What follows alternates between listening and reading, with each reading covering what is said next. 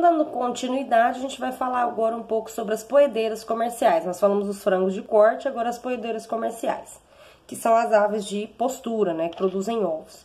Geralmente, as poedeiras comerciais são selecionadas da mesma forma dos frangos de corte, mas inicialmente elas são criadas no piso e, em média, nas 18 semanas, onde elas iniciam a postura, elas são transferidas para aquelas gaiolas. Geralmente, nessas 18 semanas, a ave ainda está no início de desenvolvimento e produzem ovos pequenos, ovos com produção não regular, ovos com casca quebradiça e assim por diante. Apenas na 21ª semana, elas iniciam a produção do ovo.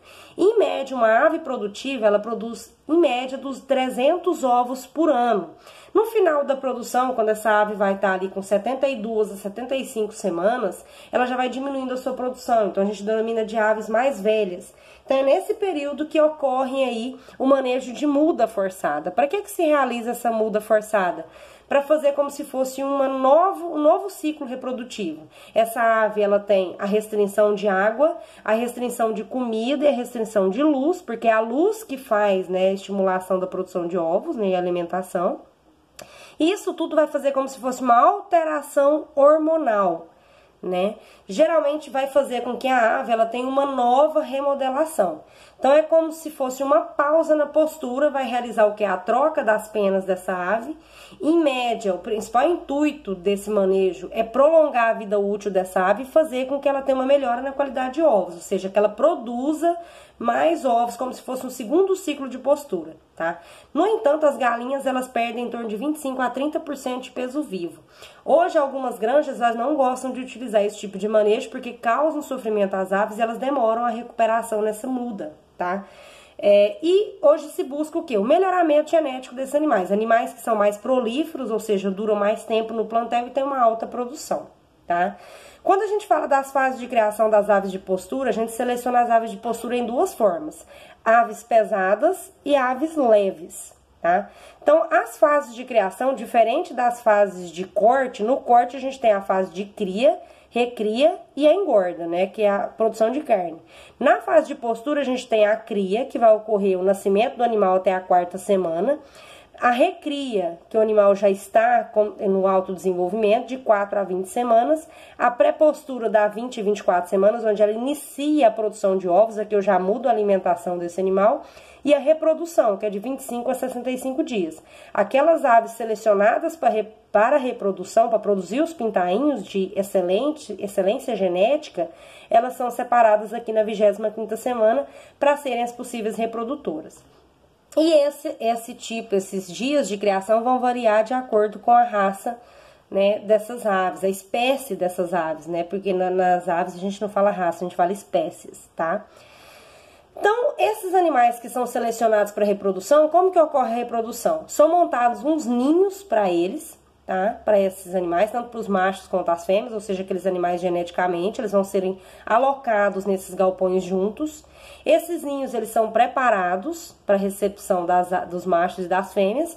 No entanto, antes disso, os machos, eles são selecionados. Quando atingem lá a 25ª semana, esses animais são selecionados. Então, qual que é o principal intuito? Verificar o peso corporal desse animal, se ele não tem anomalia física, se é um animal que tem pernas e dedos retos, um bom empenamento, uma boa postura, boa musculatura, se apresenta características de maturidade sexual, que é o interesse, né, que vai atrair a fêmea.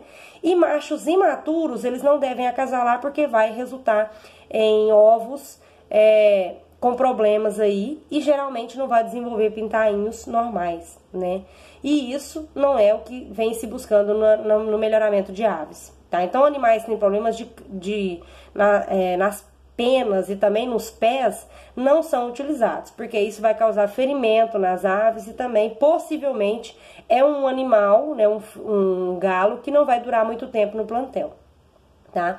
Então, geralmente, os machos, o acasalamento, ele ocorre da 21ª à 23ª semana, os machos, eles são de 3 a 7 dias, eles são transferidos antes das fêmeas, né? para o galpão. Ocorre geralmente a debicagem na 5º e 7º dia de idade dessas aves e a debicagem corretiva no 15º dia. A alimentação desses animais são separados, os machos das fêmeas, como vocês podem ver nessa foto. A alimentação dos machos fica mais em cima e das fêmeas mais embaixo, porque as fêmeas não vão alcançar, então aí limitam aqui a alimentação deles no galpão, tá? Posteriormente, o que acontece? Ocorreu a reprodução, vocês podem ver aqui que tem os ninhos, né? Então, os ovos, eles vão cair numa esteira que tem aqui atrás e vão diretamente para a sala de ovos, que é o local onde esses ovos vão ser recepcionados. Posteriormente, vão passar por um fumigador, ou seja, como se fosse um processo de sanitização para retirar sujidades e contaminação dos ovos. Eles vão para a sala de ovos, para uma câmara fria, possivelmente uma sala de pré-aquecimento, a sala de incubação. Depois de nascido, eles vão ser selecionados e vão ser transferidos para as possíveis futuras granjas. Então, o que acontece? Os ovos, a partir do momento que eles são eclodidos lá, que se botam os ovos, eles vão para a sala de ovos, por meio da esteira mecânica. Esses ovos vão para uma câmara fria. Para que esses ovos vão para uma câmara fria? O resfriamento impede a eclosão, a fecundação do ovo. Então, coloca-se numa câmara fria, posteriormente numa sala de aquecimento, porque esse ovo ele passou por um fumegador. Caso haja algumas gotículas de água para evitar contaminação, porque a gente sabe que a parede do ovo ela é esporosa, né? E aí ela pode entrar qualquer contaminação internamente no ovo. Então, posteriormente, ela vai para uma sala de aquecimento. Nessa sala de aquecimento, vai aquecer esse ovo para que haja total secagem da casca e, posteriormente, ele vai para a sala de incubação. Então, aqui são como se fossem incubadoras mesmo. Os animais, esses ovos, eles ficam aqui por 21 dias, após 21 dias eclodem. Posteriormente, eles vão para a sala de seleção, onde ocorre a limpeza, são separados, né, retirados, ajudam-se, né, a saírem dos ovos. Posteriormente, ocorre a sexagem, são separados os machos das fêmeas e vão para as salas de preparação de vacina, que são as primeiras vacinas que se realizam nesses animais, né? E hoje, a gente tem algumas tecnologias, que são a vacina em ovo, tá? Algumas granjas, alguns incubatórios já fazem a vacinação em ovo para quando o animal nascer, ele já nasce com a imunidade maior.